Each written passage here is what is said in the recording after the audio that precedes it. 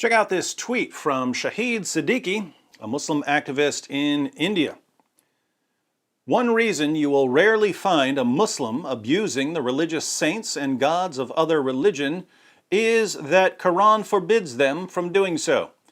Despite ruling for 800 years, you will hardly find anything in Islamic literature denigrating gods of other faiths. Now, as someone who receives dozens of messages per day from Muslims denigrating my religion, I have to wonder what kind of delusional bubble Mr. Siddiqui lives in. But let's focus on his claims about the Quran commanding Muslims not to insult other people's gods. Surah 6, verse 108. And insult not those whom they, the disbelievers, worship besides Allah, lest they insult Allah wrongfully without knowledge. Thus we have made fair seeming to each people its own doings, then to their Lord is their return, and He shall then inform them of all that they used to do. Notice what the verse says here. It doesn't say, don't insult other people's gods because it's wrong to insult other people's gods. It says, don't insult other people's gods lest they insult Allah. So don't insult their gods if they're going to insult your God in return. Surah 6 is a Meccan surah. Muhammad and his followers were completely outnumbered when this verse was revealed, so the unbelievers were free to insult Muhammad's beliefs. Muhammad didn't want them to insult his beliefs, so he delivered Surah 6, verse 108 to his followers. Let's read Ibn Kathir's commentary for some background. Allah prohibits His messenger and the believers from insulting the false deities of the idolaters, although there is a clear benefit in doing so. Insulting their deities will lead to a bigger evil than its benefit, for the idolaters might retaliate by insulting the God of the believers, Allah. None has the right to be worshipped but He. Ali bin Abi Talha said that Ibn Abbas commented on this ayah, 6:108. They, the disbelievers, said, O Muhammad, you will stop insulting our gods, or we will insult your Lord. Thereafter, Allah prohibited the believers from insulting the disbelievers' idols, lest they insult Allah wrongfully without knowledge. Abdur Razak narrated that Mamar said that Qatada said, Muslims used to insult the idols of the disbelievers, and the disbelievers would retaliate by insulting Allah wrongfully without knowledge. So, before Surah 6 was revealed, Muslims were insulting the gods of the non-Muslims. Why would they do that? Well, they were simply following the example of their prophet. The History of At-Tabari, Volume 6, page 93. The Messenger of Allah, Muhammad, proclaimed Allah's message openly and declared Islam publicly to his fellow tribesmen. When he did so, they did not withdraw from him or reject him in any way until he spoke of their gods and denounced them. According to Muslim sources, the pagans of Mecca didn't have any problem with Muhammad preaching Islam until he started denouncing their gods. A few pages later in Tabari, the pagans complain about Muhammad's religious intolerance. They say, We have never seen the like of what we have endured from this man. He has derided our traditional values, abused our forefathers, reviled our religion, caused division among us, and insulted our gods. We have endured a great deal from him. So Muhammad reviled their religion and insulted their gods. Since Muhammad is the pattern of conduct in Islam, it should come as no surprise that his companions followed his example by insulting the gods of the polytheists. When the polytheists decided to retaliate by insulting Muhammad's God, Allah suddenly called for an end to the insults. But this was only temporary. As we read in the Tafsir of Ibn Abbas, Surah 6 verse 108 was abrogated or cancelled by Allah's command to fight the polytheists.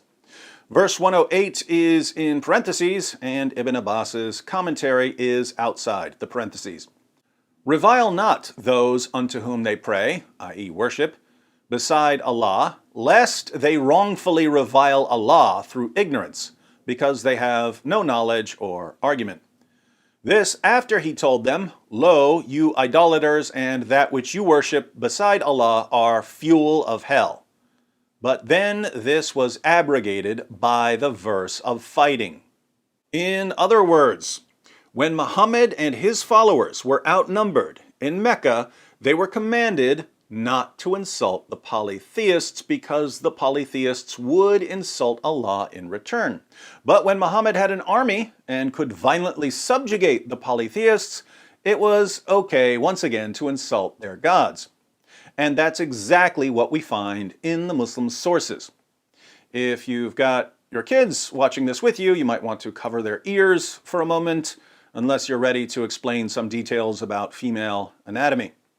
In the following passage, Muhammad was at war with Mecca, and a pagan named Urwa points out that there are only two possible outcomes for Muhammad.